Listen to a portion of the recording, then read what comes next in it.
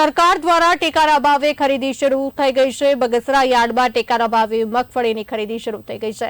બગસરા તાલુકાના 1340 ખેડૂતોનું થયું છે રજીસ્ટ્રેશન। પ્રથમ દિવસે 15 ખેડૂતોને મેસેજ કરવામાં આવ્યા। તાલુકાના 3 જેટલા ખેડૂતો મગફળી લઈને યાર્ડ પહોંચ્યા।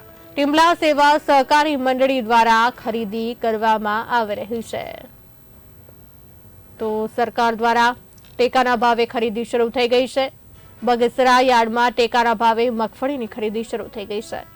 બગસરા તાલુકાના 1340 ખેડૂતોનું રજીસ્ટ્રેશન થયું છે। પ્રથમ દિવસે 15 ખેડૂતોને મેસેજ કરવામાં આવ્યા હતા। તાલુકાના 3 જેટલા ખેડૂતો મગફળી લઈને યાર્ડ પહોંચ્યા છે।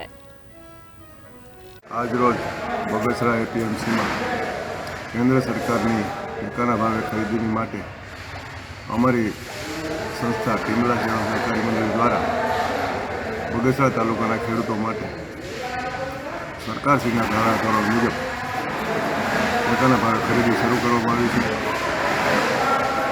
બગસરા તાલુકામાં 1335 ખેડૂતોનું રજીસ્ટ્રેશન કરવામાં આવે છે। તેમાંથી આજે પ્રથમ દિવસ હોવાથી 15 મેસેજથી ખેડૂતોને બોલાવવામાં આવેલા હતા સવારના 10 વાગે।